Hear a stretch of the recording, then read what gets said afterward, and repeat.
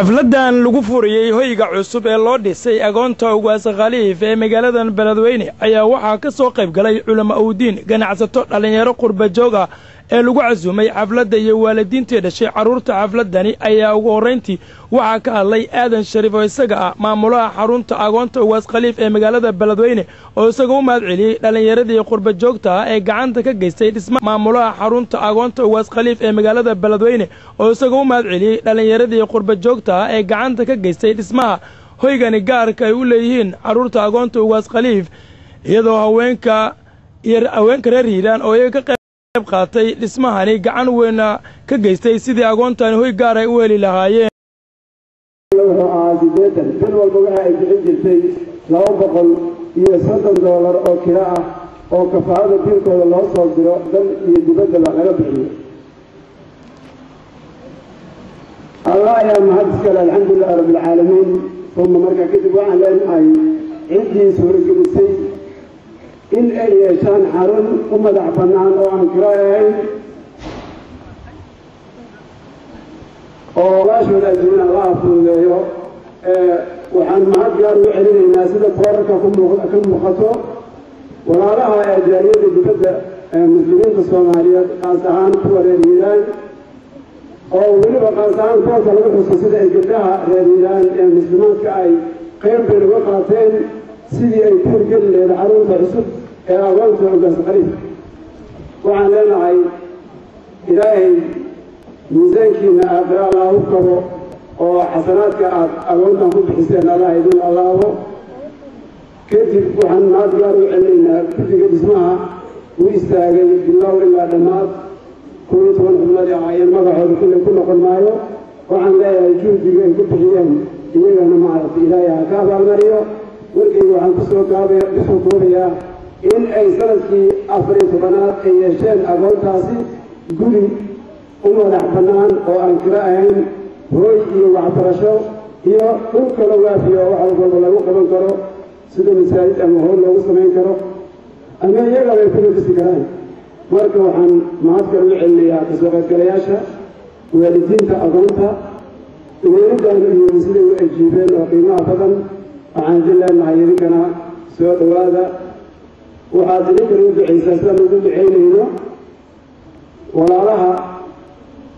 suurtageliyey gurigan qiimaha leh ee idin muuqdo oo gurigaas qiimaha lagu dhistay ama ku hadlaya magacooda waxaan leeyahay agoontaasi ويجب عينيان هبيني مالين إن أحواشنا الدنيا يا أقرب إلى يوم اليوم ودي وحفظكم يا إنتاج السلام عليكم ورحمة الله وبركاته intaa kadib waxaa hadalkii qaatay wakiilka shirkadda xawaalada daabshiil xaaji cismaan dhagax oo isaga ka warbixiyay dhaqaalaha soo gaaray guddiga dhismaha ee gacanta ku hayay iyo meelihii ay ka kala yimaadeen isagoo xaajiga u sheegay in kasoo qaybgalayaasha in haatan wacdayna aan lagu lahayn agoonta ugaas khaliif ee magaaladan Beledweyne oo dhaqaalihii loo soo diray gebi ahaanba ay ku dhammaystireen dhismaha xarunta agoonta ugaas khaliif وقولي آدم درك بدنا إلا نسي يرسل الله جد خير جعلها كقيد قاتي ذكاس إلى سبحانه وتعالى آخرة دوغا هو كوا المسكحي مان يقبل دماركا يوجو كريم وعن روا مقاله سيد الله سوف رتري إلى وحي كلام خلق علينا كشيبه أنت صالح الفاري مقاله كوات وحكيم النرويج waxaan laga soo gaaray $1,500 ayaa laga soo gaaray Soomaaliya Norway UK waxaan laga soo gaaray $9,390 jaaliyada Kenya waxaan laga soo gaaray $7,700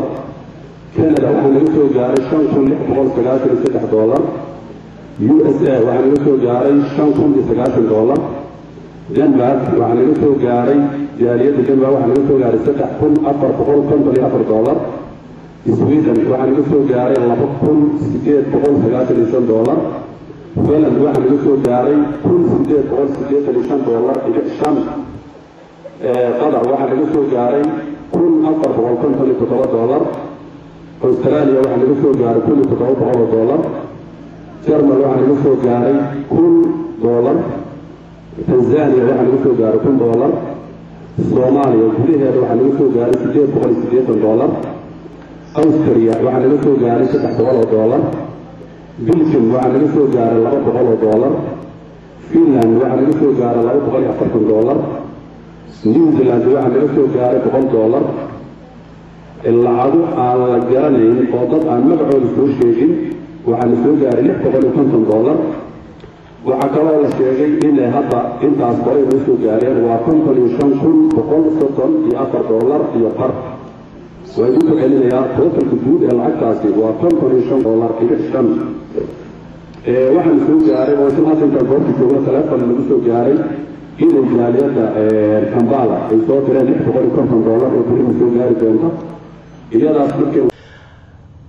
oo ka kooban hoy ay carruurta seexdaan goob ay wax ku bartaan masaajid goob carruurtu ay ku nastaan suuli iyo kushiino xafladan markii ay dhammaatay ayaa waxay waalidiinta dhashay carruurta agoonta ay iyo ka soo qaybgalayaashaba ay ku soo wareegeen dhammaanba qaybaha kala duwan ee dhismaha iyadoo dhammaanba ka soo qaybgalayaashii aad ay ugu farxeen sida loo diyaariyey hoyga ugana mahad celiyeen raggii kafaalo qaaday agoonta Ugaas Khaliif oo ku bixiyay qarashkani kala duwan ay ku bixiyeen agoonta Ugaas Khaliif ayaa in muddo ah waxay ahaayeen kuwa ku soo jiray hoy kira ah taasoo ay sheegeen in muddo dheer oo ka badan 10 sano carruurtaani guri kira ay deganaayeen balse haatan ay heleen hoy ay u madax bannaan yihiin quruxda badan ayaa kuwa loo diyaariyay agoonta Ugaas Khaliif ee muddooyinkii dambeeyay sida ay sheegeen mas'uuliyiinta ku jiray guri kira ah taasoo ay sheegeen in guddiga ay bixin jireen bil walba lacag u fara badan oo lagu qiimeeyo dollarka Mareykanka si kastaba haatan ayaa waxay u muuqanaysaa in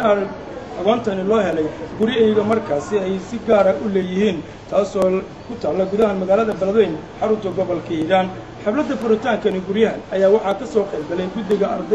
guddiga waalidiinta iyo ardayda wax ku baranaysay oo iyaga ku faraxsanaa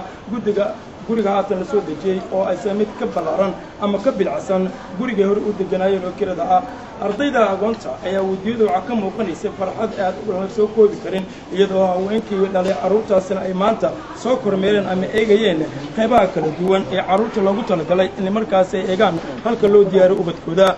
waalidiinta ayaa iyaga si weyn ugu farxay arrinta iyadoo halkaas culimo u diinka ay ka jeediyeen ayado quraan ay ka tarjumaya sida loogu baahan yahay in agoonta loo sameeyo in la kafaalo qaado taasoo gacan weyn aan markaas aan la iloobi karin ay ka qaateen jaaridaha Soomaaliyeed ee ku dhaqan dalka dibadiisa Ismaan Abdul Carays TV-ga caalamiga Somali Channel Beledweyne